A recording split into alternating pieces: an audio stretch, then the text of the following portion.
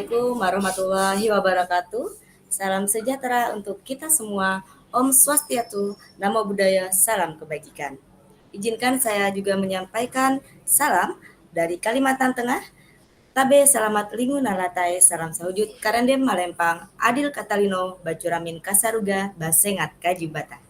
Arus, arus, arus. Selamat siang, Bapak dan Ibu Guru Hebat Indonesia. Salam pendidikan. Apa kabar Bapak dan Ibu Guru saat ini? Semoga selalu dalam keadaan yang semangat, selalu sehat sehingga bisa mendampingi peserta didik kita belajar dengan baik di sekolah.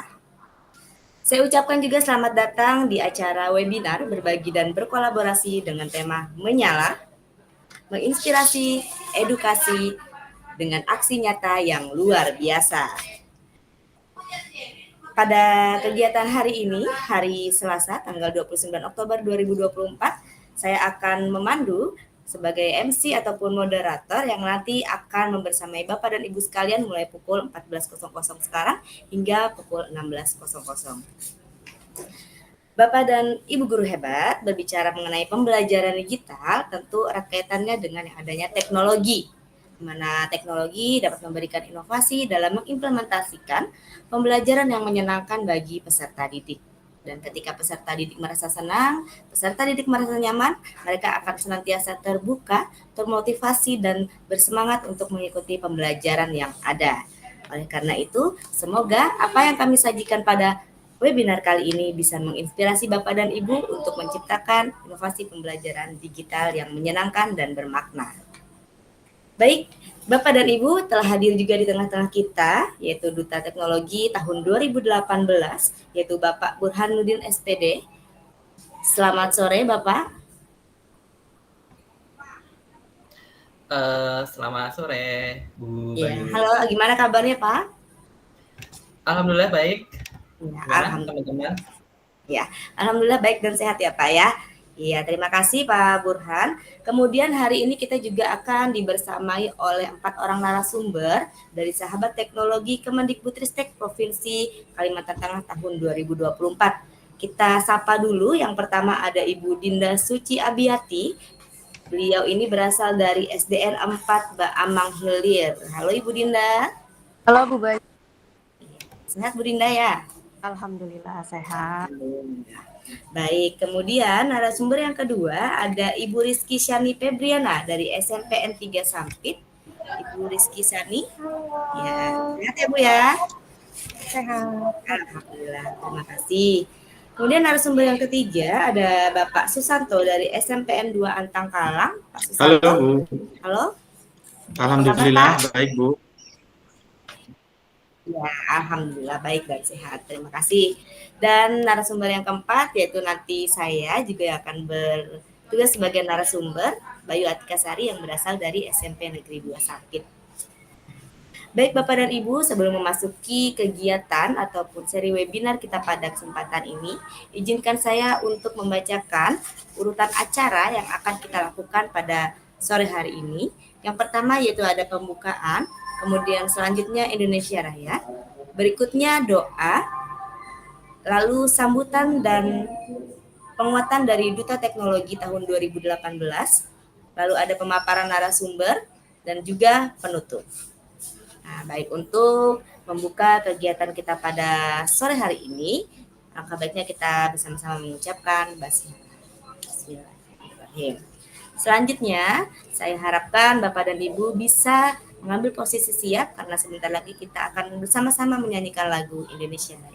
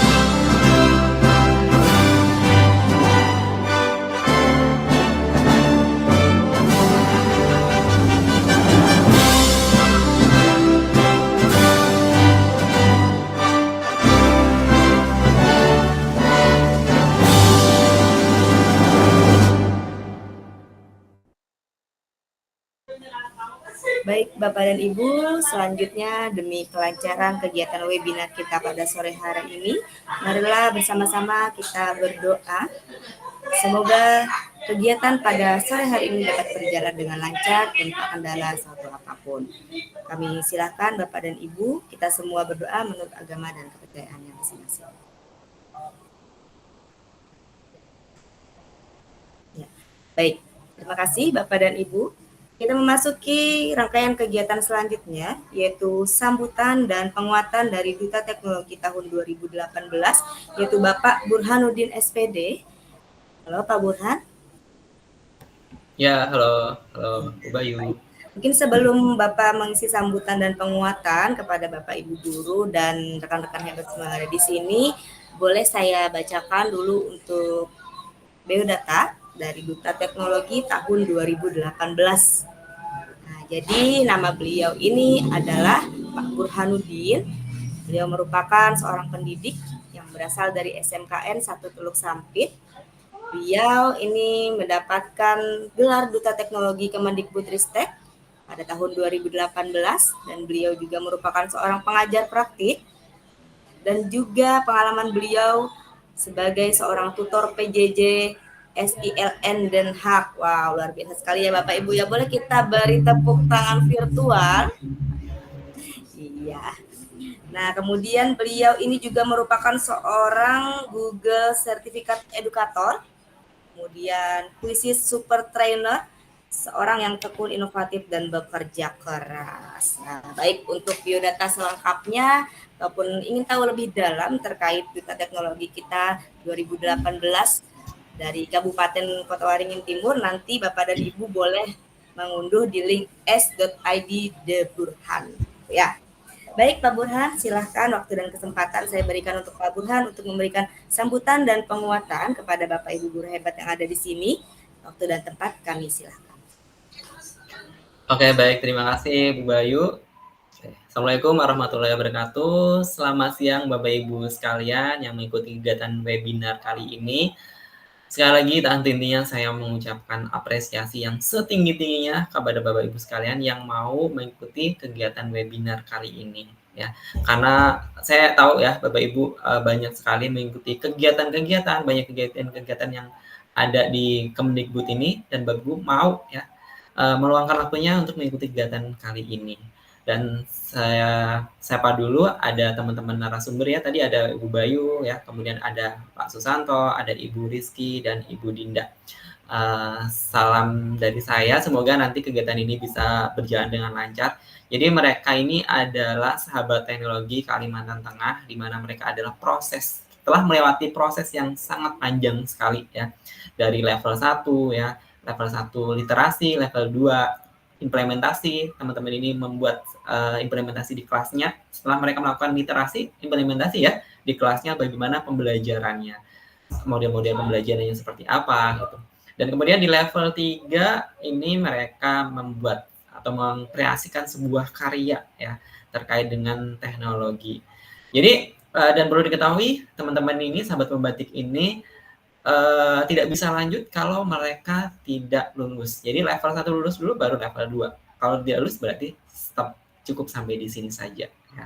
Oke, kemudian kalau sudah level 2 lulus, level 3 dan level 4. Kali itu level 4 ini teman-teman dari sahabat teknologi ini hanya terpilih 30 peserta nih. 30 peserta. Walaupun sudah lulus level 3, tapi di level 4 ini mereka hanya dipilih diurutkan dari ranking 1 sampai 30. Nah, jadi emang Bapak Ibu ini sudah tersaring dari berbagai peserta ya. Dan kalau nggak salah saya kemarin lebih dari 100.000 nih Bapak Ibu sekalian di seluruh Indonesia yang mengikuti kegiatan pembatik.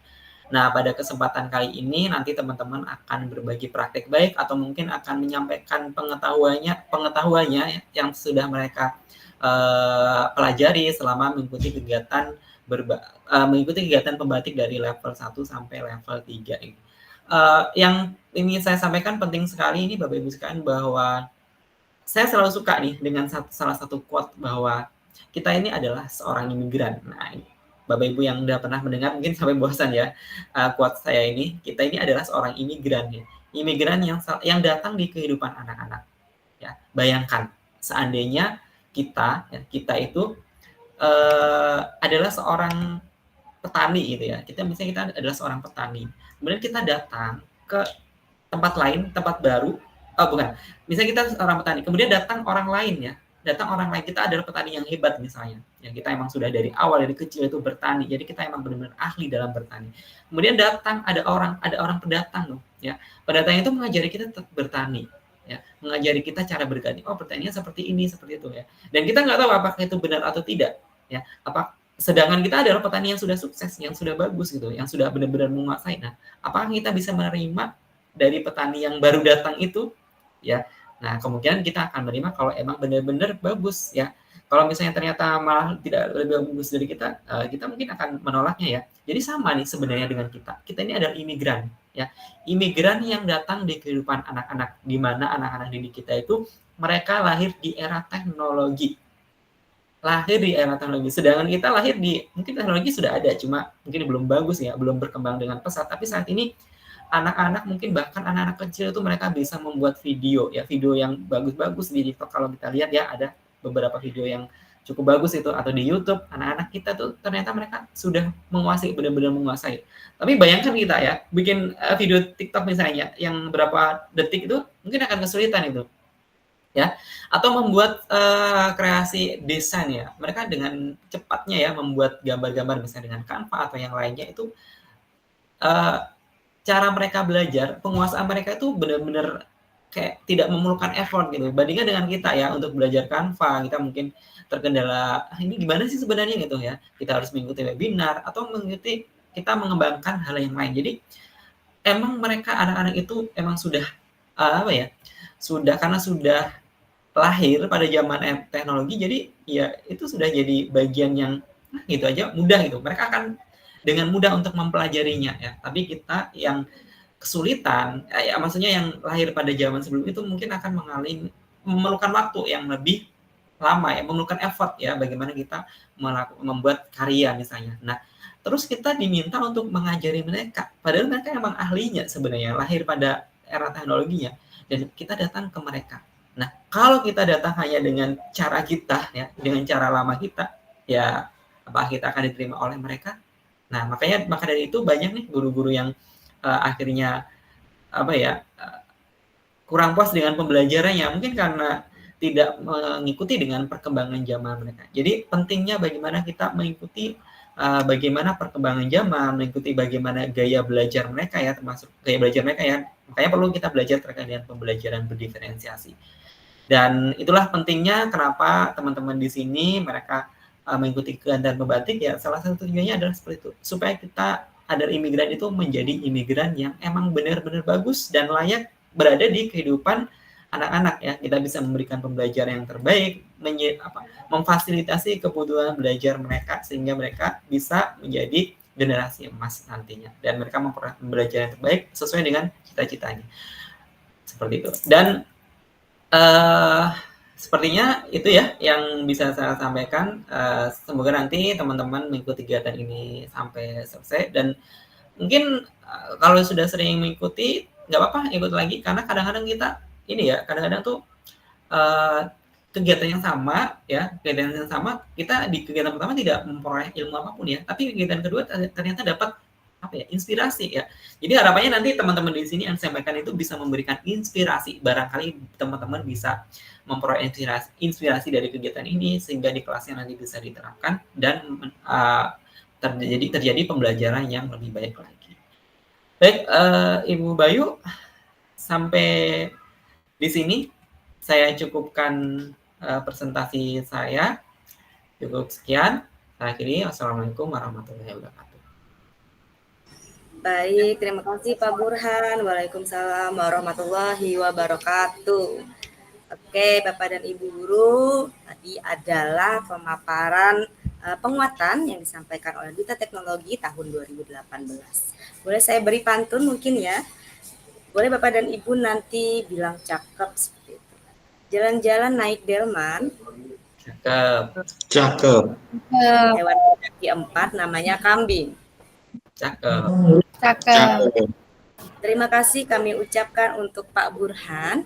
Sambutan dan penguatannya sungguh amazing. Oke, kita beri tepuk tangan virtual. Oke, Bapak dan Ibu, tadi kita sudah saksikan sambutan dan penguatan dari Duta Teknologi tahun 2018.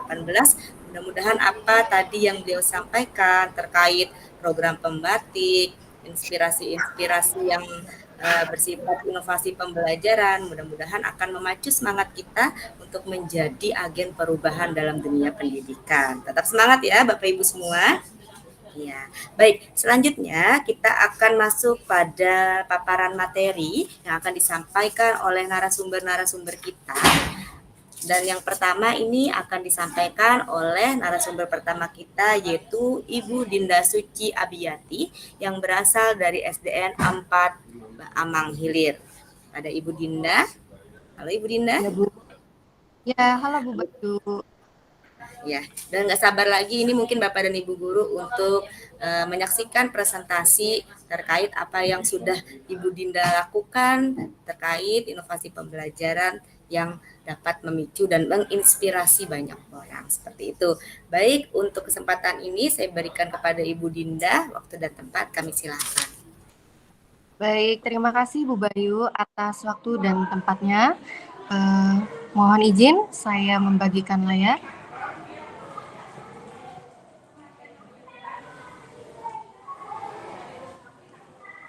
Apakah sudah terlihat di layar Bapak Ibu?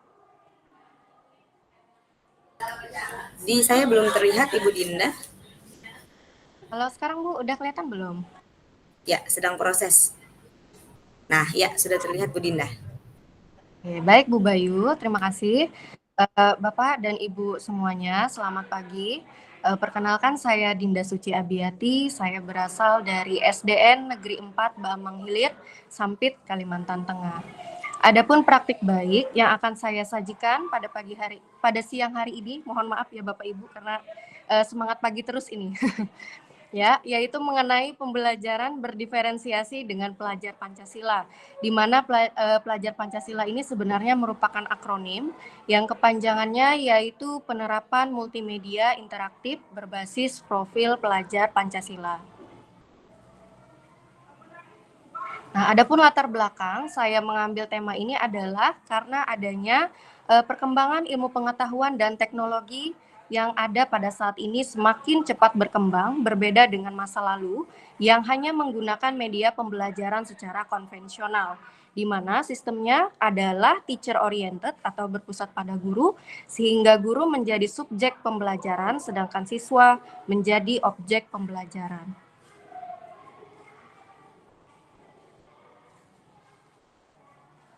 Next. Nah, adapun pengertian dari pembelajaran berdiferensiasi adalah suatu metode pembelajaran yang mana tujuannya untuk memenuhi kebutuhan belajar setiap siswa. Karena kita tahu siswa kita tentunya memiliki karakteristik, tingkat kemampuan, minat, dan gaya belajar yang juga berbeda-beda di dalam kelas. Nah, tujuannya adalah yang pertama, untuk menciptakan pengalaman belajar yang lebih efektif dan sesuai untuk setiap siswa, kemudian membantu siswa mencapai potensi maksimalnya, mengatasi kesenjangan belajar, memberikan dukungan yang tepat kepada setiap siswa, dan untuk mencegah rasa frustasi dan kegagalan dalam pengalaman belajar di dalam kelas. Nah, mungkin di sini untuk materi ini saya yakin Bapak dan Ibu sudah hafal semua ya tentang gaya belajar, dan mohon izin saya menyampaikan kembali di mana gaya belajar siswa ini adalah cara siswa untuk memproses dan kemudian menyimpan informasinya. Yang tentunya dalam satu kelas, misalnya kita memiliki murid 30, tentunya 30 anak tersebut memiliki gaya belajar yang berbeda-beda. Jadi kita sebagai guru dituntut untuk memiliki kemampuan untuk mengkombinasikan agar sesuai dengan gaya belajar siswa. Nah, jenis gaya belajar secara umum ada 3, yaitu gaya belajar visual, gaya belajar auditori, dan gaya belajar kinestetik. Untuk gaya belajar visual, gaya belajar yang hanya mengandalkan penglihatan untuk menerima informasi. Biasanya anak-anak yang mempunyai gaya belajar visual ini akan lebih mudah menerima informasi ketika kita memberikan penjelasan berupa PowerPoint, video belajar, atau dengan media-media gambar lainnya. Kemudian, gaya belajar yang kedua yaitu adalah gaya belajar auditori. Nah, gaya belajar auditori ini adalah gaya belajar yang mengandalkan pendengaran untuk menyerap informasi. Nah, biasanya anak-anak dengan gaya belajar ini akan lebih cepat menyerap informasi yang didengar. Gaya belajar yang ketiga adalah gaya belajar kinestetik, yang mana gaya belajar yang mengandalkan gerakan untuk mempelajari sesuatu. Murid-murid dengan gaya belajar kinestetik biasanya akan lebih mudah memahami informasi dengan cara mempraktikannya secara langsung. Nah, adapun model pembelajaran yang saya terapkan di dalam kelas yaitu adalah model pembelajaran learning station. Nah, pada model pembelajaran learning station ini, Bapak Ibu, nanti anak-anak itu akan kita bagi menjadi beberapa kelompok. Nah, pengalaman saya kemarin saya membagi anak-anak itu menjadi 2 kelompok. Nah, nanti masing-masing kelompok anak akan menempati 2 station yang berbeda. Dan ada 1 teacher station di mana mereka semua secara bersama-sama mendengarkan penjelasan dari saya. Nah, untuk lebih jelasnya, di sini sudah saya siapkan langkah-langkah model pembelajaran learning station. Tahap pertama yaitu pendahuluan. Nah, pada tahap pendahuluan ini anak-anak biasanya saya akan minta tolong salah satu anak untuk memimpin berdoa di depan. Kemudian setelah berdoa, saya akan mengecek kehadiran siswa, kemudian akan menyampaikan tujuan pembelajaran sehingga siswa bisa mengetahui apa kegiatan, bayangan apa yang akan mereka pelajari pada kegiatan pembelajaran di hari ini. Nah, selanjutnya adalah saya akan melaksanakan asesmen diagnostik. Asesmen diagnostik ini sangat berperan dalam nanti kita bisa membagi kelompok anak sehingga kita bisa mengelompokkan sesuai dengan gaya belajarnya. Nah, di sini saya menggunakan platform digital Padlet untuk melaksanakan asesmen diagnostik. Nah, masuk ke tahap inti Bapak Ibu, karena ini adalah learning station, jadi saya membagi menjadi beberapa station seperti yang sudah saya sampaikan sebelumnya. Yang pertama adalah teacher station, project station, dan yang ketiga adalah collaborative station. Di teacher station, nanti semua anak akan duduk di tempatnya masing-masing dan mendengarkan penjelasan materi dari saya. Kemudian setelah mereka selesai mendengarkan materi penjelasan dari saya akan membagi 2 kelompok tadi untuk langsung menempati stationnya masing-masing. Misal, kelompok 1 saya tempatkan di project station, sedangkan kelompok 2 di collaborative station. Nah, dalam jangka waktu tertentu, semisal 15 menit atau 30 menit, saya akan memberikan kode atau memberikan tanda di mana mereka harus segera bertukar tempat. Nah, yang awalnya kelompok 1 ada di project station akan bergantian ke collaborative station, sedangkan kelompok 2 yang awalnya di collaborative station akan kembali ke project station. Nah, lalu tugas kita apa Bapak Ibu sebagai seorang guru? Apakah kita diam saja karena mereka sudah mengerjakan tugas kelompok? Tentunya tidak ya Bapak Ibu. Jadi selama mereka mengerjakan tugas kelompok, kita tetap membimbing dan mendampingi mereka. Jadi fungsi kita sebagai fasilitator dalam pembelajaran bisa tercapai. Kemudian setelah mereka mengerjakan tugas kelompok, mereka akan menyampaikan presentasi. Nah, penyampaian presentasi di sini sudah saya berikan gambar. Mereka secara berkelompok dengan kelompoknya masing-masing akan menyampaikan presentasi dari hasil proyek maupun kolaboratif yang sudah mereka kerjakan di masing-masing stationnya. Langkah selanjutnya setelah penyampaian presentasi yaitu mengerjakan asesmen formatif. Karena anak murid saya adalah anak kelas 3 SD, jadi asesmen formatif pun yang saya gunakan adalah yang sederhana saja yang sekiranya mereka mudah memahami, yaitu dengan menggunakan Google Form. Yang saya embedkan di dalam MPI yang saya buat yang nanti akan saya bagi sedikit mengenai MPI. Nah, untuk tahap penutup saya akan mengadakan refleksi. refleksi saya yaitu dengan mengadakan polling. Polling di sini lebih menanyakan ke bagaimana proses pembelajaran yang sudah kita laksanakan tadi. Nanti anak-anak akan memilih dan saya biasanya menyuruh mereka untuk jujur sejujur-jujurnya. Jadi apabila menyenangkan silakan klik menyenangkan, apakah biasa saja silakan klik biasa saja, ataupun yang membosankan. Dan untungnya anak kelas 3 ini sangat jujur sehingga sangat bermanfaat refleksinya demi kebaikan tindak lanjut saya nanti ke depannya untuk membuat pembelajaran yang lebih baik lagi. Nah, ini berbagi mengenai multimedia pembelajaran interaktif yang saya buat di level 3 kemarin Bapak Ibu. Di sini ada barcode bisa di-scan. Di sini saya sasarannya adalah untuk anak kelas 3 SD. Nah, saya menggunakan Genially tapi tetap kombinasinya Canva karena untuk anak-anak kelas 3 akan lebih menarik apabila gambarnya itu cerah dan tentunya sesuai dengan usia mereka. Nah, di sini adalah tahap implementasi. Pada gambar pertama, saya sudah menerapkan di dalam kelas. Gambar pertama itu saat mereka mengerjakan kuis. Kemudian gambar kedua itu saat mereka bermain game. Saya di sini pakai word wall.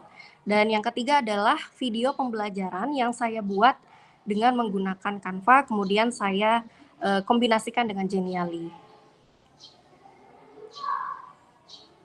Nah, adapun hasil atau refleksi dari penerapan MPI berbasis profil pelajar Pancasila yang sudah saya terapkan di dalam kelas. Yang pertama yaitu meningkatkan motivasi belajar siswa, di mana mereka motivasi belajarnya menurut saya dan setelah saya terapkan itu sangat terlihat sekali signifikan berbeda.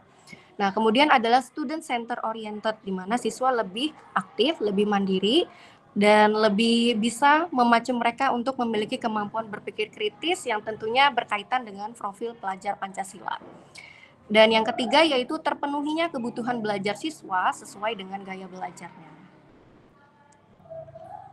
Nah, baik Bapak Ibu, mungkin itu sedikit materi yang bisa saya sampaikan pada hari ini.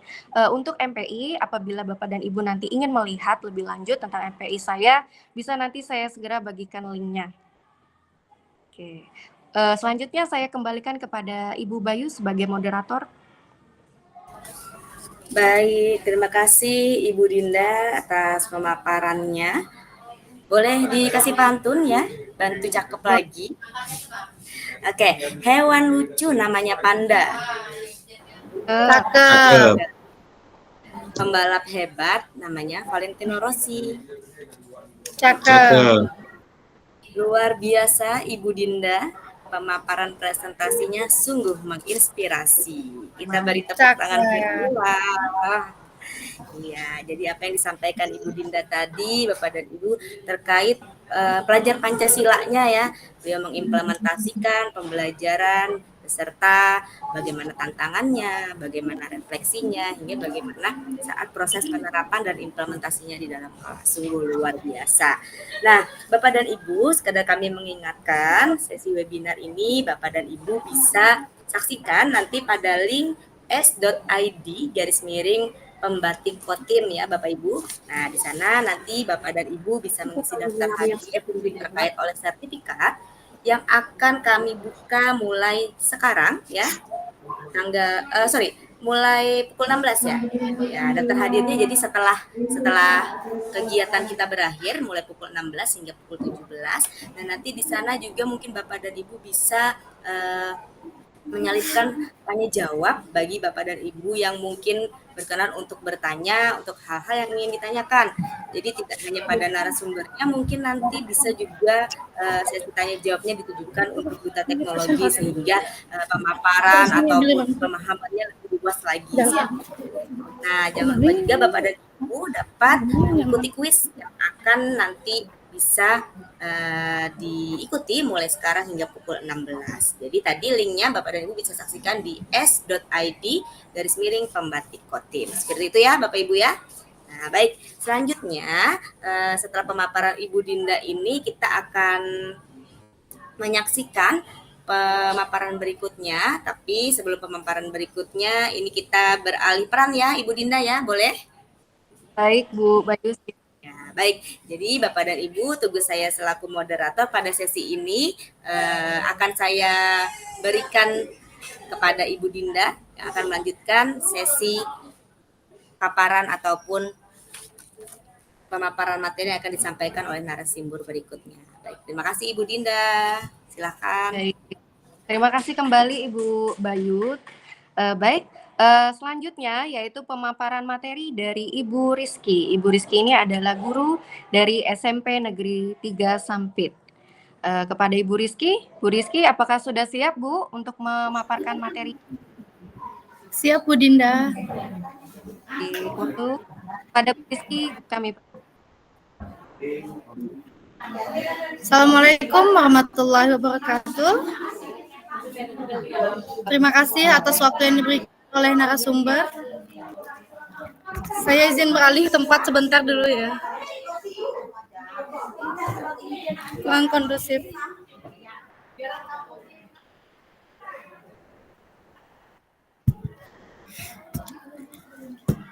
Ya, selamat sore Bapak dan Ibu sekalian, peserta webinar Menyala. Semoga hari-hari kita dipenuhi dengan hal-hal yang menyala-nyala juga ya, agar tetap selalu bersemangat. Nah, dalam kesempatan ini saya ingin berbagi tentang proses pengembangan video pembelajaran. Jadi, mengapa kita penting membuat video pembelajaran? Itu adalah untuk membuat diferensiasi konten dalam proses pembelajaran di kelas. Video pembelajaran juga dapat dipergunakan oleh siswa belajar dimanapun mereka berada. Jadi mereka bisa mengulang-ulang kembali materi yang dijelaskan, bukan hanya di dalam ruang kelas, tapi juga ketika mereka berada di rumah atau dimanapun mereka berada. Nah, video pembelajaran ini adalah salah satu inovasi pembelajaran yang berisi materi pelajaran tertentu yang disampaikan melalui penyampaian lisan, teks, dan tampilan visual. Jadi video pembelajaran ini adalah kombinasi dari penyampaian secara lisan, penampilan teks, dan tampilan visual. Next. Ada beberapa tahap pengembangan video pembelajaran. Yang pertama, tahap penulisan naskah, tahap produksi, tahapan pasca produksi, dan yang terakhir adalah publikasi. Dalam kesempatan ini, saya akan menyampaikan tahapan penulisan naskah dan produksi, sedangkan tahapan selanjutnya akan disampaikan oleh narasumber yang berikutnya. Nah, dalam tahapan pertama, yaitu tahapan praproduksi, itu ada tahapan penulisan naskah. Naskah itu adalah inti dari video pembelajaran yang kita buat. Jadi, semua unsur yang ingin kita tampilkan di dalam video pembelajaran, kita tuliskan dan kita jabarkan dalam naskah. Nah, tahapan penyusunan naskah itu sendiri, tahapan penyusunan naskah video pembelajaran ini diawali dengan identifikasi program, menyusun sinopsis, menyusun treatment, lalu kemudian tahapan menulis naskahnya. Dalam penulisan naskah itu ada 2 teknis penulisan yang biasa digunakan. Yang pertama, penulisan naskah menggunakan 1 kolom, dan yang kedua adalah tahapan penulisan naskah menggunakan 2 kolom.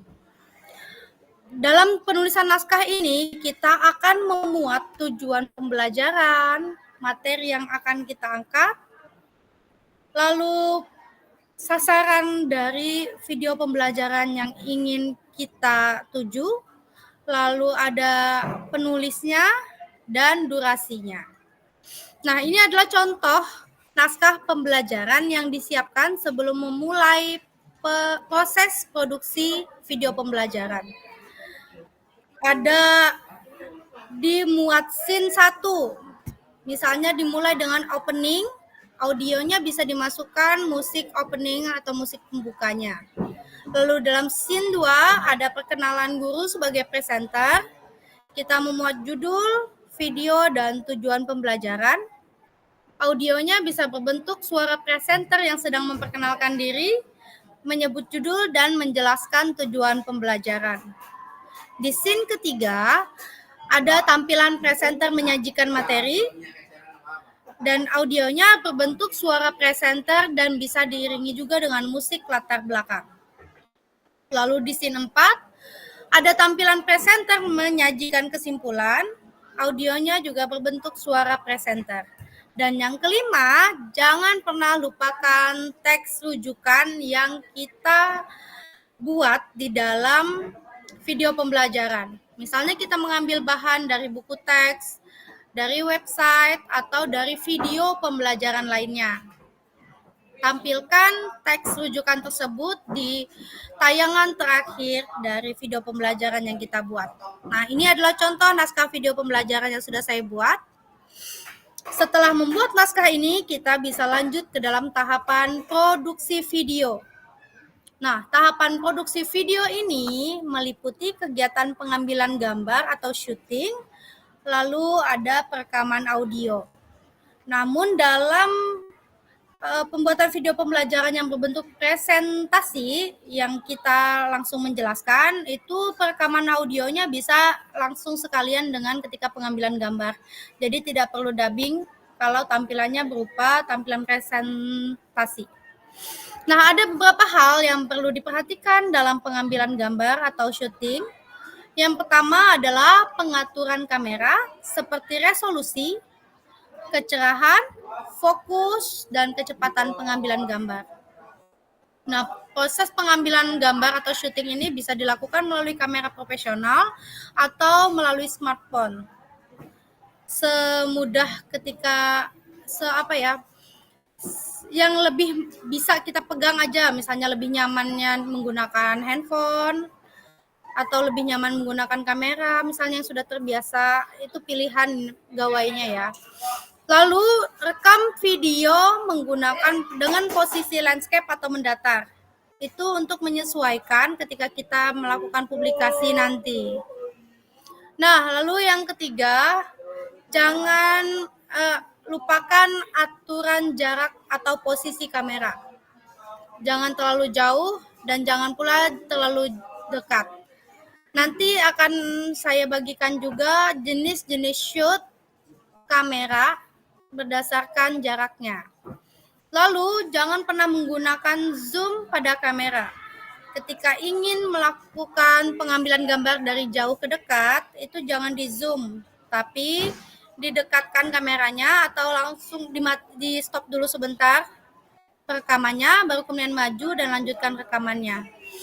Nah, yang salah satu tahapan yang menurut saya paling penting adalah penggunaan green screen. Penggunaan green screen ini bertujuan untuk memudahkan kita ketika ingin mengganti latar belakang menjadi misalnya tampilan teks atau video animasi dan lain sebagainya. Jadi green screen ini sangat penting dalam kegiatan pengambilan gambar atau syuting video.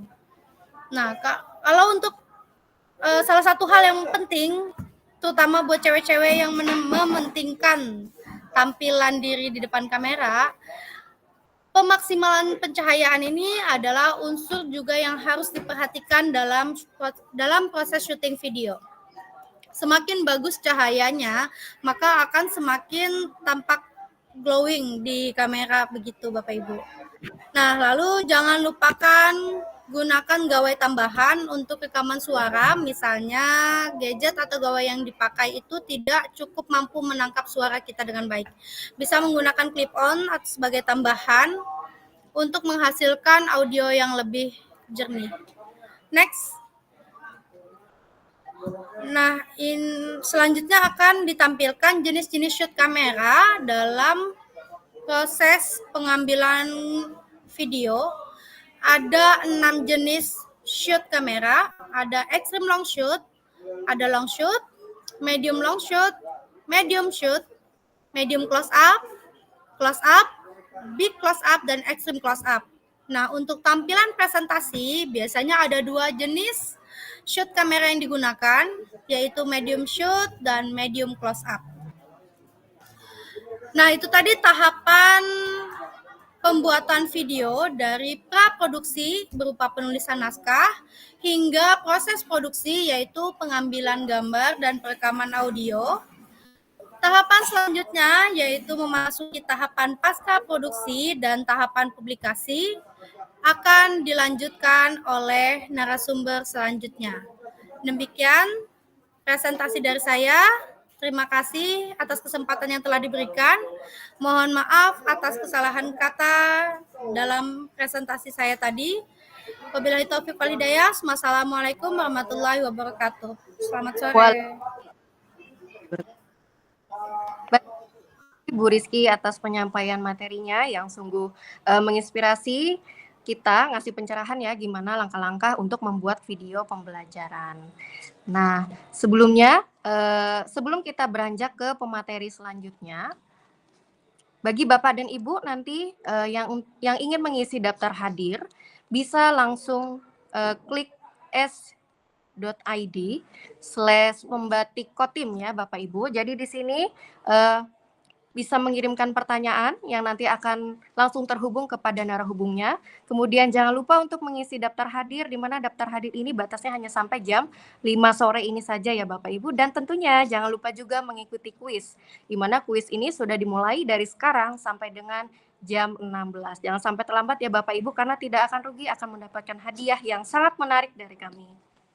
Baik, sebelum ke pemateri selanjutnya, saya ingin menyerahkan tugas kepada Ibu Rizky sebagai moderator selanjutnya. Apakah Ibu Rizky bersedia, Bu Rizky? Ya, siap Bu Dinda. Baik. Saya serahkan silakan. Ya, terima kasih. Saya akan melanjutkan menjadi moderator di sesi selanjutnya ini. Nah, narasumber kita yang berikutnya ini adalah seorang guru yang luar biasa yang bertugas di SMP Negeri 2 Antangkalang. Beliau adalah Pak Susanto SPD yang akan melanjutkan materi mengenai proses pembuatan video pembelajaran. Kepada Pak Susanto SPD, kami persilahkan. Baik, terima kasih Bu Rizky atas kesempatannya. Selamat siang Bapak Ibu berada, semoga dalam keadaan sehat, tidak ada kekurangan satu apapun. Sesuai dengan cuaca kita pada siang hari ini yang panas menyala, ya sesuai dengan tema kita mengedukasi dengan aksi nyata yang dengan luar biasa. Nah, Bapak Ibu, pada materi sebelumnya telah dipaparkan oleh Ibu Rizky tentang bagaimana sih awal dalam pembuatan video pembelajaran, hal-hal apa saja yang perlu disiapkan, dan seterusnya. Maka pada kesempatan kali ini, saya akan membagikan bagaimana sih setelah kita dapat video, setelah dapat kita footage-footage yang kita mengemasnya dalam menjadi satu kesatu, ya, agar bisa dinikmati dan memanjakan mata kita pada saat menonton. Izin untuk share screen terlebih dahulu, Bapak Ibu.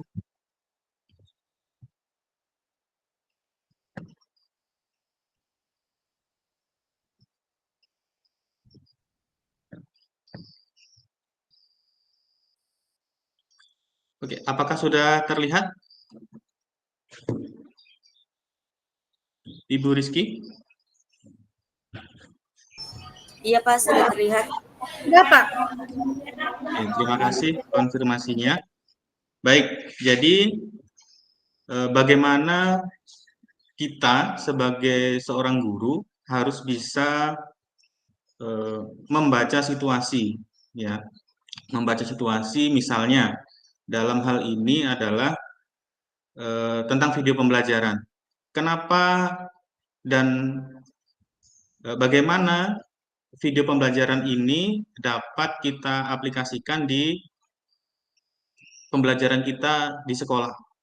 Jadi salah satu alasannya kemarin kenapa saya mengembangkan video ini adalah karena beberapa bulan yang lalu, mungkin 2 atau 3 bulan yang lalu, terkendala sinyal karena memang BTS-nya di sini baru dibangun. Mungkin 1 bulan terakhir ini baru lancar, Bapak Ibu.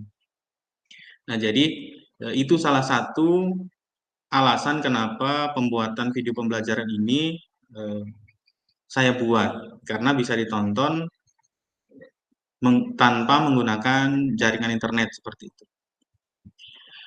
Kemudian yang paling mudah adalah bisa di-share di manapun. Jadi bisa di grup kelas, di wali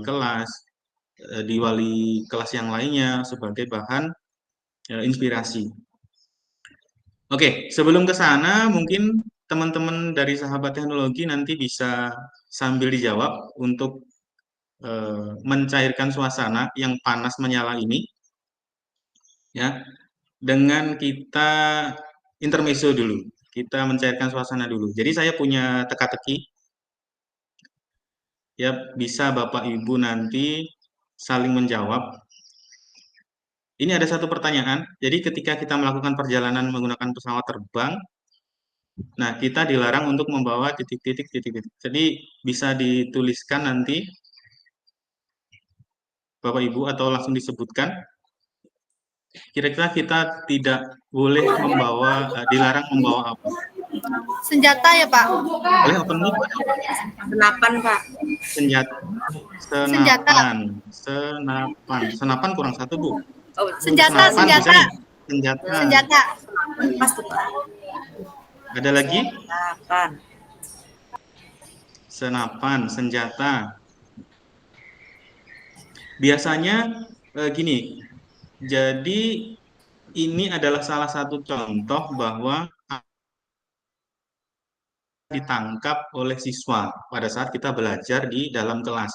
Mau kita A, ternyata jawaban siswa itu bisa B, bisa C, bisa D, bahkan bermacam-macam tergantung bagaimana kita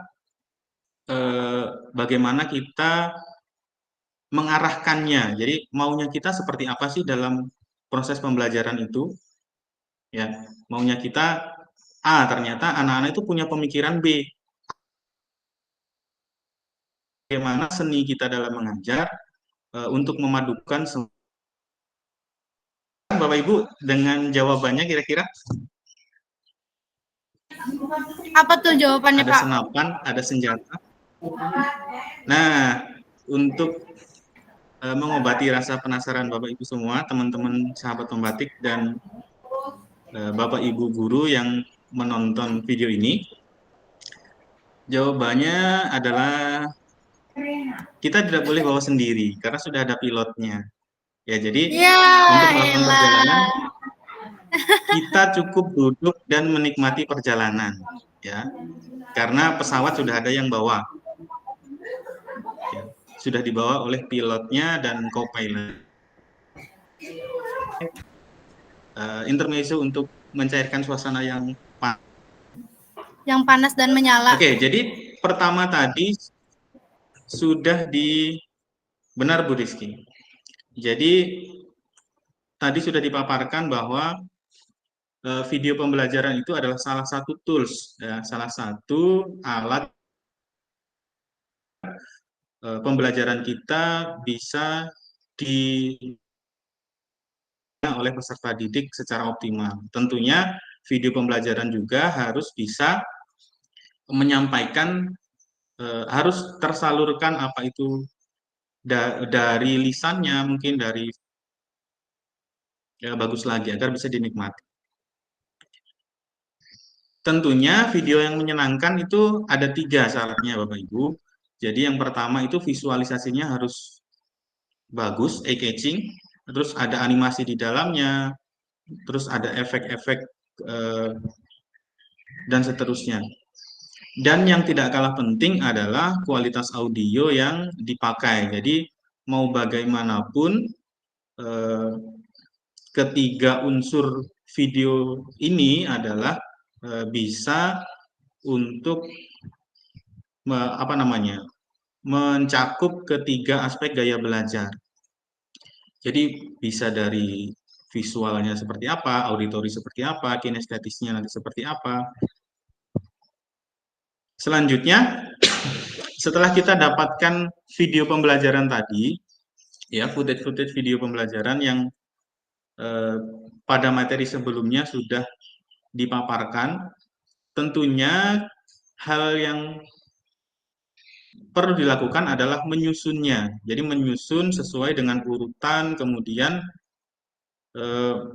menggabungkannya yang logis. Ya, jadi dari scene 1 sampai scene terakhir itu tersusun rapi dan tidak miss.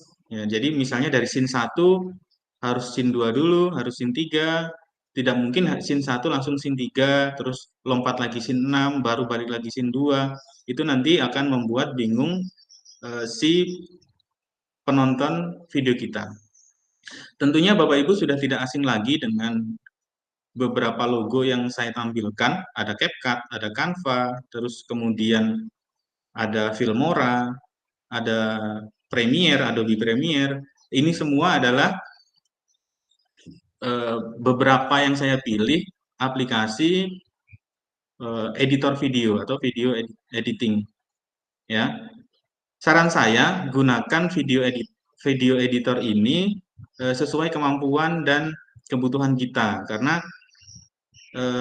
jika kita menggunakan yang lebih tinggi nantinya akan kesulitan dalam pengoperasiannya. Jadi CapCut itu lebih mudah menurut saya, ya. CapCut itu lebih mudah menurut saya dibandingkan Adobe Premiere. Atau mungkin Canva lebih mudah bagi Bapak Ibu dalam editing video. Nah, terus Filmora. Dulu saya pernah memakai Filmora, cuma pada saat ekspor video biasanya ada, kalau yang berbayar itu biasanya ada watermark-nya, watermark identitas perusahaan atau lisensi dari sebuah perusahaan video editor itu tersebut. Jadi itu juga sangat mengganggu pada saat tampilan video kita nanti. Oh, apa sih ini Filmora dan seterusnya. Jadi sarannya cari yang lain, atau jika Bapak Ibu memiliki lebih dana bisa juga membeli lisensinya agar menghilangkan watermark itu. Nah, kemudian langkah selanjutnya adalah penyuntingan. Jadi setelah kita dapatkan video-video yang kita anggap sudah pas sesuai dengan tujuan pembelajaran dan urutannya, maka kita harus mengimpor semua itu, kemudian menyusunnya, ya, menyusun, kemudian menyesuaikan, yaitu memotong bagian-bagian yang tidak perlu. Terus kita mengatur durasinya, kemudian kecepatan videonya seperti apa, ingin kita cepatkan atau kita perlambat temponya, itu juga disusun di sini. Selanjutnya penggunaan efek. Jadi penggunaan efek ini juga perlu untuk menambah isi dari video kita. Karena dengan adanya animasi itu akan menambah atau memperkaya video kita untuk penonton. Jadi tampilannya akan semakin kaya. Selanjutnya adalah pemilihan warna. Jadi pemilihan warna juga sangat penting karena manusia itu lebih condong kalau lihat yang yang gonjreng-gonjreng gitu. Tapi gonjreng pun juga ada batasannya. Contohnya kalau misalnya latarnya terang, harus tulisannya yang kalau tulisannya gelap, maka latarnya gelap, maka tulisannya harus terang. Jangan dipaksakan kalau misalnya terang terus ngikuti terang juga, maka akan membuat sakit kita sebagai penonton. Selanjutnya adalah penambahan suara. Jadi setelah disusun, maka kita perlu menambahkan suara, bisa dalam bentuk narasi, ya, direkam di luar. Jadi kita gabungkan lagi setelah tersusun menjadi satu. Kemudian menambahkan musik latar belakang jika dirasa itu menjadi nilai tambah. Jadi kita bisa menyisipkan lagu-lagu daerah, mungkin instrumen daerah untuk mengenalkan budaya kita ke luar. Oh, ini di Kalimantan biasanya yang sering digunakan itu adalah instrumen SAPE itu. Betul. Yang dibuat belakang di sebuah video. Kemudian volume. Jadi mengatur volume, kemudian suara narasi itu juga harus diseimbangkan. Jadi tidak mungkin kita nanti menonjolkan volume latar belakangnya dibandingkan apa yang mau kita sampaikan. Tentunya itu juga ada ukuran-ukurannya, harus berapa desibel, kita turunkan dari ukuran normalnya, kemudian poin utamanya harus berapa, dan seterusnya. Efek suara juga termasuk agar menambah kaya video kita. Nah, yang tidak kalah penting adalah kita menambahkan teks, baik itu judul, animasi, maupun call to action. Nah, karena video pembelajaran ini sifatnya adalah tidak seinteraktif pada pada multimedia pembelajaran yang lainnya, yang harus diklik dan seterusnya, maka kita harus menambahkan call to action. Nah, call to action ini bisa nanti kita sisipkan link, kita ajak untuk mengklik ini, kita ajak untuk mengerjakan soal ini, dan seterusnya. Jadi call to action itu adalah nilai tambah dari kekurangan video kita yang kita buat. Nah, langkah selanjutnya adalah melakukan revisi. Jadi yang paling krusial sebenarnya. Jadi kita sebagai mau nggak mau dan suka tidak suka harus lama-lama di sini. Kenapa? Karena kita harus sebagai quality control kita, ya, agar video kita itu sempurna. Paling enggak 95% itu sudah layak untuk ditonton. Oh, potongannya ini kurang, geser sedikit, dan seterusnya. Lakukan perbaikan langsung. Nah, ini adalah karena kalau sudah kita tinjau ulang, kemudian kita revisi, rasa sudah cukup, maka langkah selanjutnya adalah menyimpan dan mendistribusikannya. Sebelum disimpan, maka kita harus ekspor dulu nih.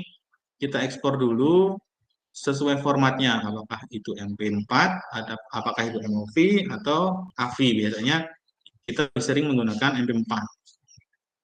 Nah, selanjutnya penyimpanannya, ya. Menyimpan video dalam berbagai resolusi, contohnya 720 atau 1080 atau lebih di atasnya, yaitu berapa, 1920, ya, 4K, dan seterusnya. Ini untuk platform tertentu, biasanya 1080 itu sudah bagus secara umum. Cuman biasanya kalau pengen lebih bagus lagi ya di atasnya, 4K 1920 itu lebih jernih. Tapi meskipun jernih, jika perangkat tidak mendukung juga percuma saja. Jadi lebih baik dipakai yang standar 1080, itu juga sudah bagus, Full HD. Nah, selanjutnya distribusi. Pada saat distribusi, kita mengunggah video itu kemana sih? Mau kita buat apa? Misalnya kita sebarkan ke blog kita, misalnya kita punya blog pribadi, kita bisa unggah ke sana, atau kita unggah ke media sosial YouTube misalnya, atau kita cukup untuk di share di grup kelas dan seterusnya. Itu juga sangat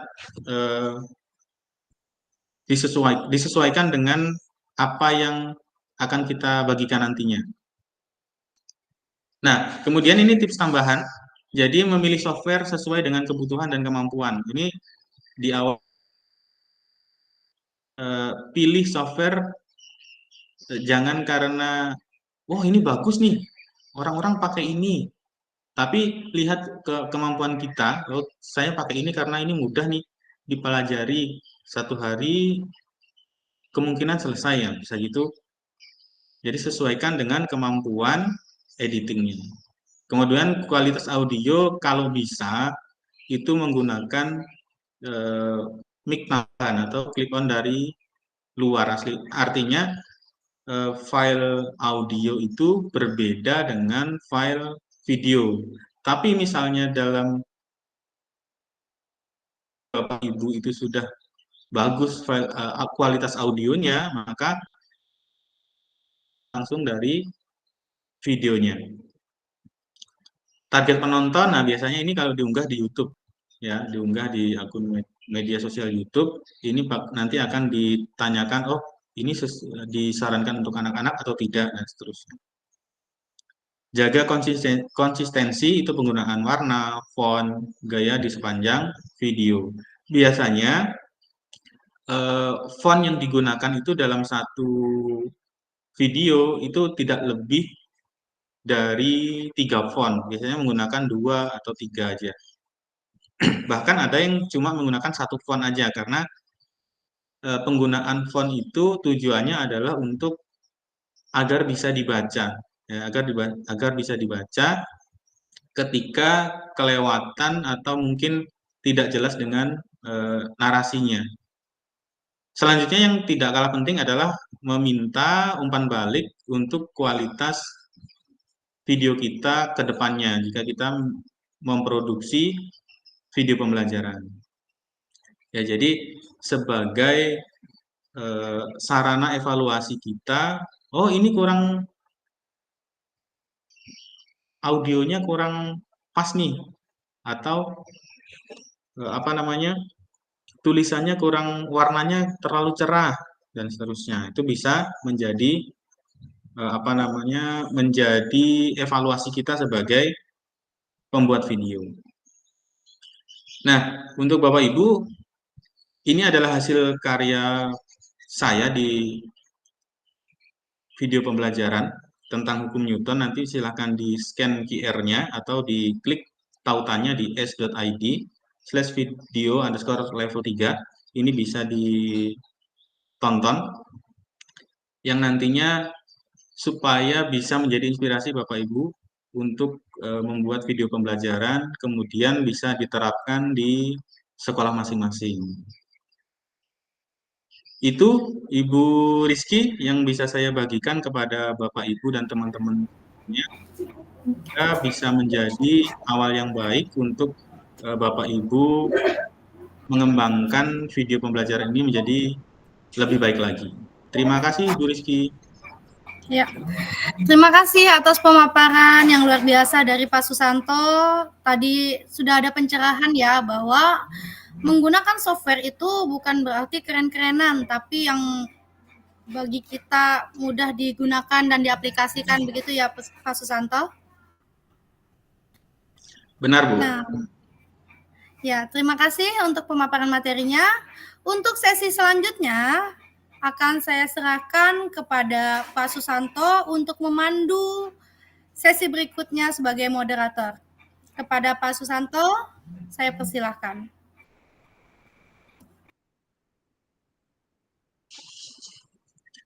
Terima kasih Bu Rizky. Baik, untuk pemateri berikutnya, ya, ini datang dari Sampit, ya, Ibu Bayu Atikasari. Beliau adalah guru IPA di SMP Negeri 2 Sampit yang sudah melanglang buana, jam terbangnya tinggi sekali.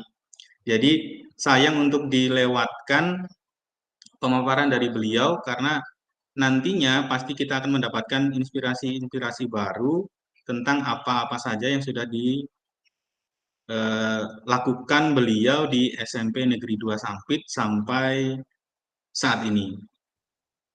Ibu Bayu, sudah siapkah? Siap, terima kasih banyak Pak Susanto. Baik, Ibu Bayu, waktu dan tempat kepada Ibu Bayu dipersilakan. Ya, baik. Terima kasih atas waktu dan kesempatan yang diberikan moderator kepada saya. Kali ini saya akan mencoba memaparkan terkait praktek baik apa yang sudah saya implementasikan dalam mengikuti program pembatik level 4 dan diimplementasikan di sekolah. Nah, jadi Izin share screen ya Bapak Ibu. Nah, tadi untuk perkenalan mungkin sudah dikenalkan oleh Pak Susanto. Saya Ibu Bayu Atika Sari dari SMP Negeri 2 Sampit. Judul praktik baik yang saya angkat ataupun yang saya sharekan ini yaitu mengenal orang utan secara asik dengan multimedia pembelajaran interaktif. Nah, di mana orang utan itu sendiri adalah akronim atau singkatan dari organ-organ untuk sistem pencernaan. Gitu. Nah, lanjut ya Bapak Ibu. Nah, mohon izin ini sedikit informasi mungkin bisa nanti menginspirasi bagi teman-teman ataupun Bapak Ibu guru yang berada di sesi webinar ini. Nanti boleh mengajak teman-temannya yang lain supaya ikut juga program Pembatik. Nah, program Pembatik ini merupakan program resmi ya dari Kemendikbudristek, di mana tujuannya adalah untuk meningkatkan kompetensi pendidik, tenaga kependidikan di bawah naungan Dinas Pendidikan. Nah, di mana tujuannya adalah untuk memberikan inovasi pembelajaran kolaboratif dengan pemanfaatan platform teknologi melalui implementasi kurikulum merdeka. Nah, sama sudah tadi yang disampaikan oleh Duta Teknologi kita di awal terkait sambutan dan penguatannya. Ada tahap-tahapnya kita pada Pembatik, ada level 1 tentang literasi, level 2 implementasi, level 3 kreasi, dan level yang keempat berbagi dan kolaborasi. Nah, jadi hingga saat ini kami sudah berada di level keempat Bapak dan Ibu, yaitu berbagi dan berkolaborasi. Nah, harapannya apa yang sudah diberikan kami ini nanti bisa menginspirasi Bapak dan Ibu semua untuk bisa saling berbagi dan berkolaborasi dan juga ikut bergabung nanti di tahun-tahun berikutnya. Nah, nanti supaya bisa menjadi sahabat teknologi. Nah, seperti itu. Nah, selanjutnya kita masuk ke materi ya Bapak dan Ibu.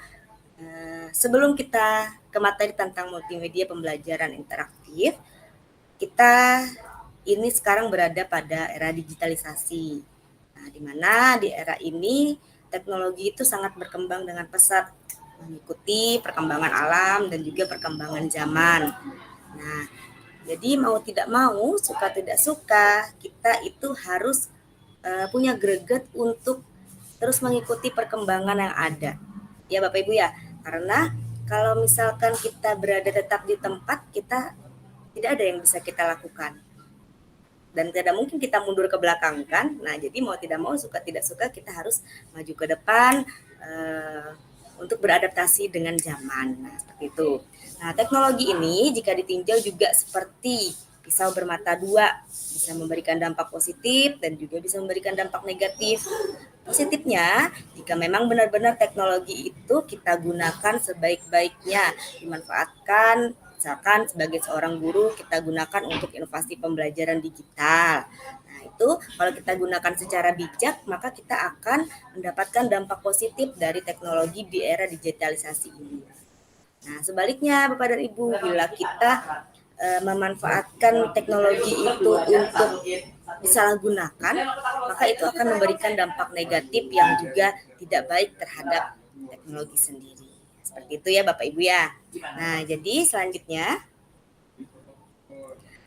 peran kita sebagai seorang guru. Nah, peran kita dikuatkan di sini sebagai seorang fasilitator. Di mana fasilitator itu kita bertugas untuk menuntun dan mengarahkan peserta didik kita untuk dapat belajar dengan menyenangkan dan bermakna. Jadi, kita juga harus membekali diri sebagai seorang guru untuk terus meningkatkan kompetensi kita, untuk selalu upgrade, agar bisa mengimbangi peserta didik kita yang mayoritasnya adalah Gen Z. Ya, betul ya Bapak Ibu ya? Iya, generasi sekarang itu dia sangat dekat dengan yang adanya teknologi. Jadi mau tidak mau, suka tidak suka, kita harus beradaptasi sehingga apa yang mereka sukai itu bisa dengan kita imbangi sehingga kita selaras sama dengan peserta didik kita. Nah, dengan adanya pembelajaran berbasis TIK ini, diharapkan itu bisa memberikan kemudahan bagi kita, Bapak Ibu guru, dalam mengelola kelas, membuat bahan ajar, mengimplementasikan metode pembelajaran, hingga mengkreasikan media pembelajaran sesuai dengan gaya belajar peserta didik yang beraneka ragam. Lanjut. Nah, dari latar belakang tersebut, nah sebenarnya apa sih seberapa penting TIK itu dalam kehidupan kita? Yang kita ketahui TIK itu ya Bapak Ibu tidak asing lagi teknologi informasi dan komunikasi. Mana dalam teknologi informasi dan komunikasi itu bisa dimanfaatkan tadi ya, memberi dampak positif bila kita gunakan secara bijak. Nah, apa itu TIK? Nah, boleh dilanjut.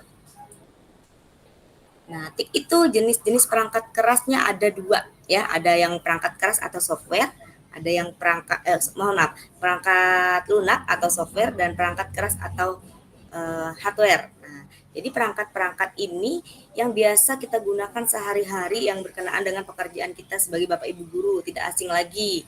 Contoh-contohnya ya, perangkat kerasnya ada input device, output device, process device, dan storage device.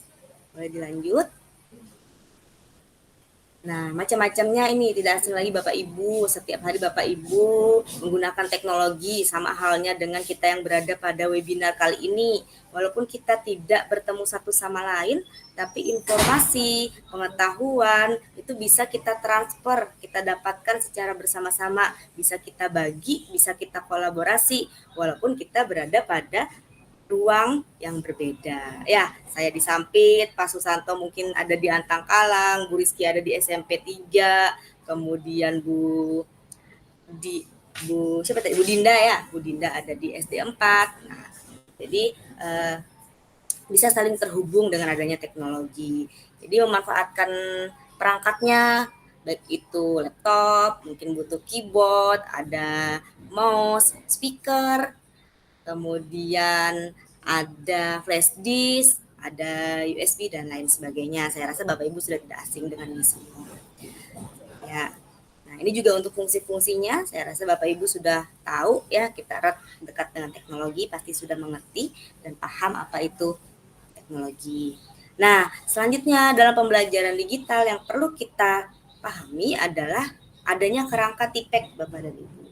TIPEK ini dapat diimplementasikan dengan dengan optimal, maka inovasi pembelajaran dapat tercapai. Ketika konsep inovasi itu banyak digunakan saat ini, maka teknologi itu dianggap sebagai bagian dari integral kita dalam kehidupan sehari-hari. Nah, maka tadi ya, tidak heran bila kita harus bisa menyesuaikan diri dengan peserta didik kita yang memang mereka berasal dari Gen Z yang sangat dekat dengan teknologi. Nah, apa sih itu TIPEK? Nah, TIPEK itu adalah singkatan ya Bapak Ibu ya, boleh di slide selanjutnya, ini saya buka. Nah, TIPEK itu adalah singkatan dari T-nya itu adalah technological, P-nya pedagogical, A-nya N, C-nya konten, dan K-nya adalah knowledge. Nah, jadi dalam kerangka pembelajaran yang inovatif memanfaatkan pembelajaran digital yang berbasis IT, itu kita harus mengedepankan adanya teknologinya ada, pengetahuannya ada, kontennya juga ada. Sehingga penerapan gabungan sistem pendidikan itu bisa saling berkolaborasi ya antara teknologi dan pengetahuan juga kontennya. Selanjutnya, nah kita sampai pada multimedia pembelajaran interaktif. Apa itu multimedia pembelajaran interaktif? Next. Nah, jadi multimedia, jadi media yang banyak ya, multi itu banyak, ada multiguna, multifungsi, banyak guna, banyak fungsi, sama. Multimedia juga banyak media. Jadi dia melibatkan, menggabungkan banyak unsur, baik itu unsur teks, grafik, animasi, audio, gambar video, dan lain sebagainya. Nah, itu bisa digunakan untuk melatih kemandirian siswa dan juga bisa melatih kolaborasi siswa dan bisa dimanfaatkan juga dalam proses pembelajaran. Next. Nah, unsur-unsur apa saja yang ada dalam media pembelajaran interaktif atau biasa kita sebut dengan singkatan MPI ya Bapak Ibu. Nah, MPI ini yang pertama unsur yang harus ada adalah pembelajarannya. Tentunya harus ada ya pembelajarannya. Nah, pada saya misalkan pembelajaran mata pelajaran IPA. Kemudian multimedianya harus ada tadi. Multimedia menggabungkan beberapa jenis media yang berupa gambar, video, animasi, dan lain sebagainya. Kemudian ada interaktivitas. Nah, jadi interaktivitas ini bisa memungkinkan kita berinteraksi secara langsung, secara dua arah, baik itu dari siswa ke guru ataupun guru ke siswa. Jadi judulnya saja pembelajaran interaktif. Jadi harus ada dua arah, harus interaksinya berjalan. Dan kemudian ada konvergensi media. Konvergensi media ini menggabungkan tadi ya, ada foto, gambar, dan lain sebagainya. Lanjut. Nah, komponennya adalah membuat MPI. Yang pertama itu harus ada judul. Jadi sama seperti saya tadi ya, judulnya implementasi orang utan. Jadi judul ini bisa kita buat semenarik mungkin supaya peserta didik atau siswa-siswi kita ini tertarik mengikuti pembelajaran. Nah, orang utan itu apa? Ternyata diusut ke dalam-dalam, orang utan ternyata organ-organ untuk sistem pencernaan, akronim. Nah, kemudian ada komponen yang kedua yaitu sasaran. Sasarannya itu kepada siapa. Kemudian tujuan pembelajarannya apa, itu harus dirincikan. Lalu uraian materi. Nah, materi boleh kita masukkan ke dalam MPI dengan catatan materinya harus singkat saja sehingga kita bisa berfokus pada tujuan pembelajaran yang ingin dicapai apa, tidak melebar kemana-mana. Lalu ada juga yang kelima, latihan atau tes. Memberikan tes formatif, menguji seberapa jauh anak itu sudah bisa mengikuti pembelajaran yang kita sampaikan melalui MPI. Kemudian yang keenam ada kreator. Nah, jadi kita selaku pembuat ataupun selaku kreator yang membuat MPI ini bisa menuliskan nama kita bahwa ini adalah karya saya, misalkan karyanya Ibu Rizky. Nah, jadi nanti boleh di MPI-nya ditulis created by Ibu Rizky. Nah, jadi ada jenis hak ciptanya seperti itu ya, bahwa memang kita yang benar-benar membuat MPI ini. Lalu berikutnya komponen yang terakhir ada referensi. Nah, referensi ini penting Bapak Ibu sebagai bentuk kita untuk menghargai dan menghormati ya orang-orang yang telah berkreasi, di mana kita itu dalam membuat suatu karya pastinya butuh kajian literatur dari banyak ya, baik itu misalkan kita mengcopy dari Google, dari blog seseorang, mengambil gambar, mengambil grafik dan lain sebagainya. Jadi itu perlu kita cantumkan referensinya sebagai bentuk kita menghargai dan menghormati penciptanya atau yang membuat literaturnya. Nah, selanjutnya ini menentukan sasaran. Nah, sasarannya siapa? Jenjang kelas berapa? Semesternya semester berapa? Apakah ganjil ataukah genap? Nah, itu harus jelas juga. Lanjut. Nah, dalam menentukan topik tadi ya, tidak boleh melebar sesuai dengan indikator ataupun tujuan pembelajaran saja. Cukup 2 boleh, 3 boleh. Sehingga lebih spesifik dalam pembelajaran yang ingin dicapai sesuai dengan tujuan pembelajaran. Nah, jadi harus menyusun peta materi juga. Nah, berikutnya adalah media pendukung. Nah, media pendukung tadi bisa diadopsi dari multimedia, dari berbagai banyak aplikasi nih. Jadi yang direkomendasikan untuk mendukung pembuatan MPI itu ada aplikasi Articulate Storyline, ada Smart Application Creator atau SAC ya, biasanya kita kenal itu. Kemudian ada Google Slide, ada PowerPoint atau Inspiring, ada Google Sites, Canva for Education, dan juga Genially. Nah, kita masuk ke implementasi apa sih yang sudah saya lakukan dalam membuat MPI, mengenal orang utan secara asik dengan multimedia pembelajaran interaktif. Ya, lanjut. Nah, jadi pada tahap implementasi Bapak Ibu di level 2 kemarin saya mengambil 2 topik ya, level 2 dan level 3. Pada topik zat aditif pada makanan, kemudian di level 3 level kreasinya berlanjut materi itu pada sistem pencernaan manusia. Yang saya angkat kreasinya untuk membuat multimedia pembelajaran interaktif. Nah, saya itu menggunakan model pembelajaran game based learning atau pembelajaran berbasis game dengan memadupadankan, mengkolaborasi berbagai aplikasi yang mengajak siswa itu untuk belajar sambil bermain. Aplikasinya yang saya gunakan ada Canva, ada Quizzes, ada Wordwall, Puzzle Maker, dan semuanya itu bisa kita dapatkan melalui Classroom, artinya sudah terintegrasi di Classroom. Nah, bagaimana kita mendapatkan Classroom? Nah, kebetulan kami di SMP Negeri 2 Sampit sejak masa pandemi sudah melakukan yang namanya pembelajaran jarak jauh. Nah, sejak saat itu kami juga memberlakukan pembelajaran melalui tatap maya ya, ataupun menggunakan Classroom ini. Nah, Classroom ini bisa didapatkan melalui pemanfaatan akun belajar ID. Nah, jadi kita sebagai seorang guru punya akun belajar ID, siswa-siswi kita juga punya kan akun belajar ID. Nah, dibuatkanlah kelas maya melalui Classroom. Nah, dari Classroom ini nanti banyak fitur-fiturnya Bapak Ibu. Ada kita dapatkan melalui Google Workspace for Education ya. Di sana ada terhubung dengan Gmail, terhubung dengan Drive, terhubung dengan dokumen, terhubung dengan slide, dan lain sebagainya. Nah, itu semua terintegrasi di dalam akun belajar ID. Jadi dapat dengan mudah kita manfaatkan sehingga mendukung adanya inovasi pembelajaran yang berbasis IT. Boleh lanjut?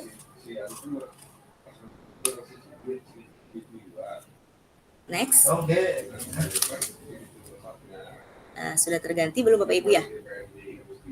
Ya, nah bisa. Nah, ini tadi ya, ini implementasi yang saya lakukan di level 2, membuat video pembelajaran terkait materi zat aditif pada makanan. Nah, tujuannya di situ hanya 2. Tujuan yang pertama yaitu dapat menyebutkan jenis-jenis zat aditif, baik aditif alami maupun aditif buatan pada makanan. Kemudian peserta didiknya bisa menjelaskan apa itu pengertian zat aditif. Nah, di gambar pertama itu sebelumnya dulu. Nah, di gambar pertama itu saya menggunakan Quizzes, aplikasi Quizzes untuk pretest sehingga mengukur kemampuan awal mereka dulu. Nah, kemudian di gambar yang kedua, nah di situ ada anak-anak menjawab LKPD. LKPD-nya itu saya lakukan dengan online yang tersemat ataupun terintegrasi di dalam Classroom. Sehingga nanti itu ada LKPD mengisi kosong tabel, lalu anak-anak mengisinya bersama rekan kelompoknya, kemudian dikirim kembali melalui komentar pribadi atau postingan pribadi. Nah, kemudian dikirimkan lagi ke Classroom, ada notifikasi masuk kita sebagai seorang guru, nah, lalu masuk dan bisa dipresentasikan di depan bersama teman kelompoknya seperti pada gambar. Nah, kemudian selanjutnya pada tahapan kreasi. Lanjut ya, ini kita ke tahapan kreasi yang ketiga. Nah, saya mengkreasikan tuh model pembelajaran yang sudah saya lakukan di implementasi karena naik levelnya level kreasi. Nah, maka saya lanjut juga ke materi berikutnya, yaitu sistem pencernaan manusia. Nah, sistem pencernaan manusia ini ada 2. Mereka bisa menyebutkan organ-organ pada sistem pencernaan, terus juga bisa menyebutkan fungsinya dari masing-masing organ tersebut. Nah, di sana saya gunakan MPI, multimedia pembelajaran interaktif, yang memadupadankan, mengkolaborasikan berbagai macam aplikasi-aplikasi yang tersemat pada ikon belajar ID dan juga aplikasi-aplikasi yang lain seperti yang sudah dijelaskan di depan tadi.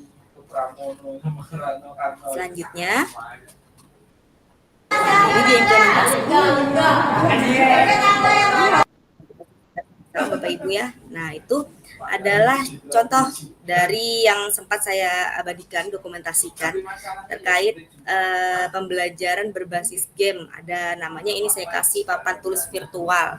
Jadi anak-anak itu seolah-olah mentap di papan tulis sehingga nanti bisa open the box ya, open the box 1 nanti bisa terbuka berisi pertanyaan dan lain sebagainya. Dan itu memang antusias sekali, anak-anak belajar dengan menyenangkan, penuh semangat, termotivasi untuk menjawab. Kemudian ada juga yang di sampingnya itu saya berikan game berupa TTS, teka-teki silang. Saya gunakan aplikasi Puzzle Maker sehingga mereka mengerjakan tersebut di dalam Classroom-nya juga. Jadi bisa disetting sebagai editor untuk anak peserta didiknya. Selanjutnya. Nah, lalu saya juga menguploadnya ke sosial media Bapak Ibu. Nah, terkait implementasi pembelajaran melalui Quizzes dengan Google Dokumen LKPD tadi, itu saya upload ke YouTube saya, dan juga implementasi pembelajaran papan tulis touchscreen melalui aplikasi WordWall yang terintegrasi dalam MPI. Jadi dalam MPI tadi saya masukkan juga tuh ada WordWall sehingga anak-anak bisa main tadi pada papan tulis touchscreen. Lanjut Pak.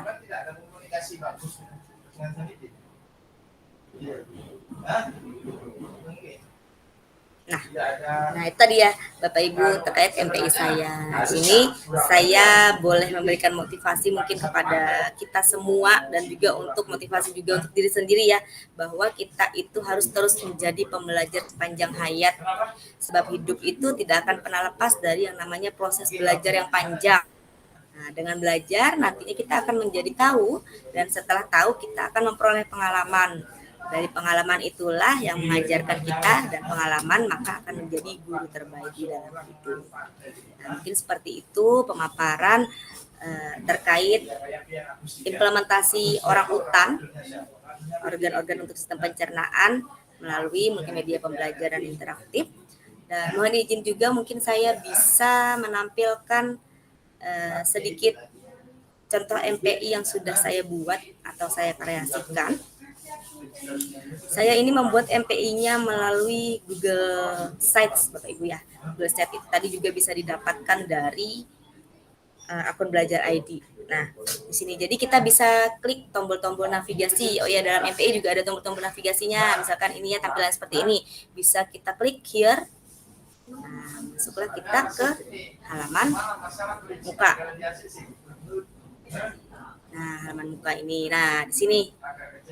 Kemudian bila kita klik start, nah akan masuk kepada menu-menu yang terhubung dengan tombol navigasi. Menu-menu ini nanti akan di-link-kan. Misalkan kita lihat pada bagian evaluasi. Kita klik di bagian evaluasi.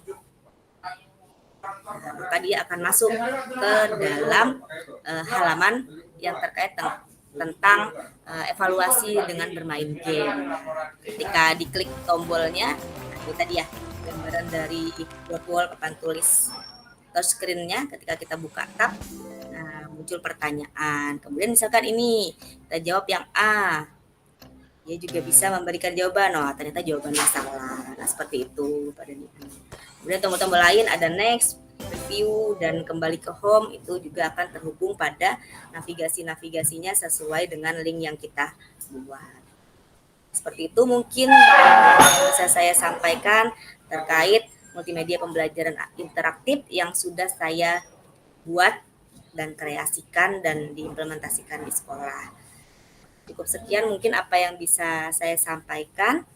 Boleh saya tutup dengan pantun. Mohon izin Pak Susanto sebagai moderator. Saya suka ini berpantun. Kalau lagi ada inspirasi gitu ya. Oke, buah pepaya. Jalan-jalan beri buah pepaya. Kemudian di tengah jalan kita minum nasi. Cukup sekian presentasi dari saya. Saya ucapkan terima kasih. Saya kembalikan kepada Pak Susanto selaku moderator. Baik, terima kasih materinya. Luar biasa sekali paparan Ibu Bayu. Hampir semua platform teknologi diaplikasikan di sekolahnya. Jadi dari awal sampai akhir paparan Bu Bayu sepertinya sudah sangat matang sekali untuk bisa diterapkan. Bu Bayu, mohon nanti untuk saya meng-ATM-kan, jadi amati, tiru, dan bukan modifikasi, tapi amati, tiru, dan plek-ketiplek. Ya, hampir sama tuh. Boleh. Nanti bisa dimanfaatkan, dibagi untuk karena kita sama-sama IPA ya Pak ya. Boleh, silakan. Nanti saya kirim linknya. Nah, kebetulan sama itu Bu. Jadi bisa di ATM, jadi amati, tiru, dan plek-ketiplek. Jadi satu langsung kesatuan. Oke, itu Bapak Ibu tadi. Tidak lupa mengingatkan untuk Bapak Ibu yang menonton di siang hari ini ya, untuk mengunjungi link tim untuk mengisi link absensi ya, bisa mengikuti kuis sampai dengan jam 4 sore. Kemudian link presensi akan dibuka pada saat jam 4 sore tak lupa juga yang sedang menonton video ini agar menyampaikan daftar pertanyaannya jika ada yang ingin ditanyakan ke berbagai narasumber yang sudah menyampaikan paparan materinya. Oke, selanjutnya sudah selesai tugas saya untuk memandu acara ini. Saya kembalikan ke Ibu Bayu. Ibu Bayu, silahkan disambut. Ya, baik Pak, sudah saya terima ini sambutan lemparannya. Ya, terima kasih Pak Susanto.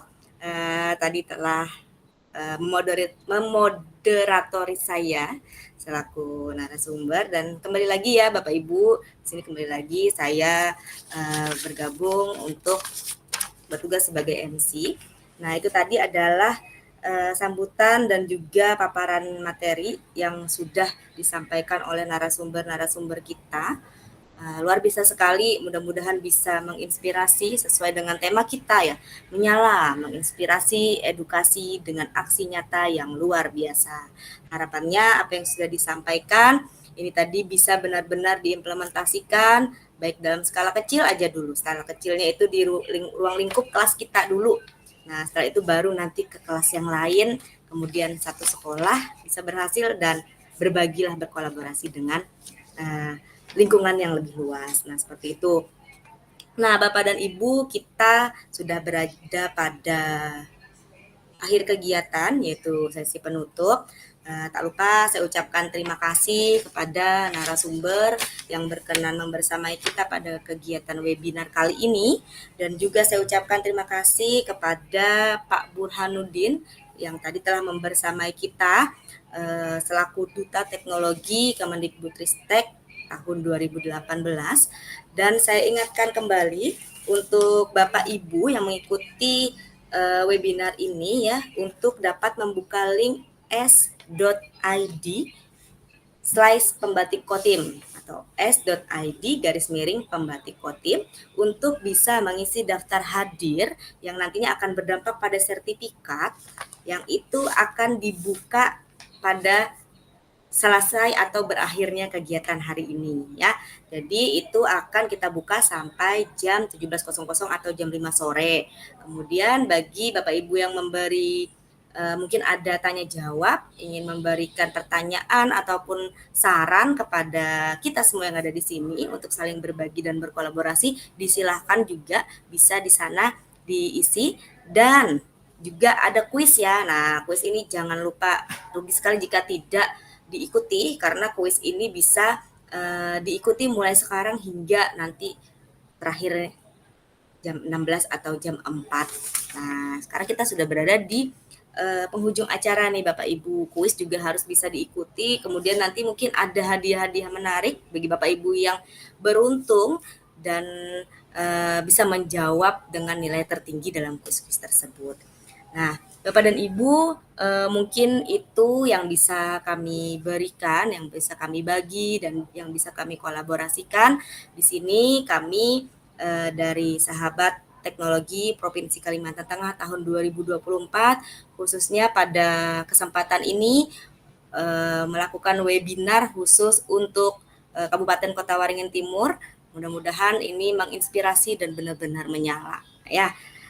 Mungkin dari Bapak dan Ibu narasumber ada yang ingin menyampaikan closing statement supaya bisa menginspirasi Bapak dan Ibu yang ada di rumah yang sedang menyaksikan kegiatan webinar kita.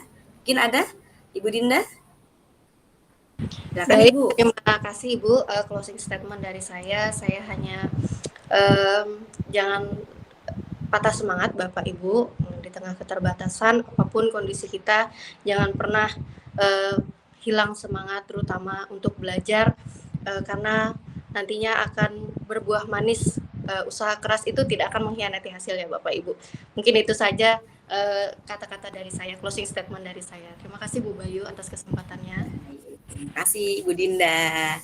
Untuk Pak Susanto dan Bu Rizky juga mungkin silakan. Siapa duluan nih? Boleh. Siapa duluan? Bu Rizky mungkin ya? Silakan Bu Rizky. Nah, nanti Pak Susanto. Ya. perkembangan teknologi digital itu telah mengubah cara dunia bekerja. Salah satu bidang yang mengalami transformasi yang cukup signifikan adalah dunia pendidikan, dan setiap perubahan itu tidak bisa dilakukan sendirian.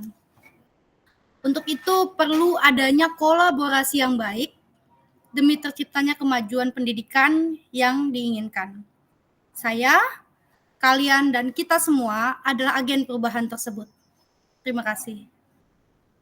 Luar biasa. Saya, kalian, dan kita semua adalah agen perubahan. Betul ya Bapak Ibu ya? Semangat nih pastinya.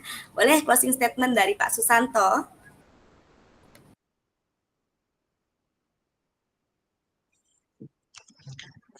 Baik, terima kasih Bu. Jadi ini bukan berasal dari saya sebenarnya, cuma terngiang-ngiang terus dari kemarin sampai sekarang masih terngiang-ngiang. Jadi dari Pak Dutek kita sebenarnya Bu, Pak Burhan. Jadi saya mengingat itu dari hari Sabtu. Jadi kita sebagai pendidik pada saat berbagi praktik baik itu sepertinya seperti kita sedang mencuci baju, ya. Filosofinya seperti mencuci baju pakai tangan, ya. Jadi hal yang paling bersih dahulu adalah tangan kita, baru bajunya. Nah dari situ sebenarnya yang menjadi lebih baik dulu adalah kita pada saat kita membagikan praktik baik semacam ini, menambah kompetensi kita dan seterusnya. Jadi teruslah belajar, kemudian jangan lupa berbagi. Itu Bu. Iya, baik. Terima kasih, luar biasa. Insya Allah Pak Susanto ya, kita semuanya yang ada di sini pada sesi webinar ini insya Allah akan senantiasa terus belajar menjadi pembelajar sepanjang hayat dan akan terus berbagi dan berkolaborasi. Oke, Bapak dan Ibu, demikianlah sesi webinar Menyala kita, menginspirasi edukasi dengan aksi nyata yang luar biasa. Sekali lagi saya ucapkan terima kasih kepada Bapak Ibu yang setelah hadir mengikuti webinar kegiatan hari ini, juga untuk para narasumber yang berkenan hadir untuk membersamai kita, dan juga jika masih ada, terima kasih juga untuk Bapak Burhanuddin selaku Duta Teknologi tahun 2018 yang sudah sangat menginspirasi dalam menentukan atau membuat inovasi pembelajaran. Nah, Bapak dan Ibu, tadi diawali dengan pantun, izinkan saya mengakhiri dengan pantun juga. Boleh cakepnya ya? Ya, Kota Sampit ikonnya jelawat. Lagu Gayak judulnya Melaut Manjala. Cakep. Tetap semangat Bapak Ibu guru hebat. Ayo terus berbagi dan berkolaborasi agar Kotim semakin menyala. Oke, Bapak dan Ibu, terima kasih atas waktu dan kesempatan yang diberikan kepada saya. Izinkan saya mohon undur diri. Saya Bayu Atika Sari dan teman-teman yang berada pada room ini. Mohon maaf atas salah kata dan mudah-mudahan apa yang kami bagikan ini bisa bermanfaat untuk kita semua. Saya akhiri. Assalamualaikum warahmatullahi wabarakatuh. Waalaikumsalam. Waalaikumsalam.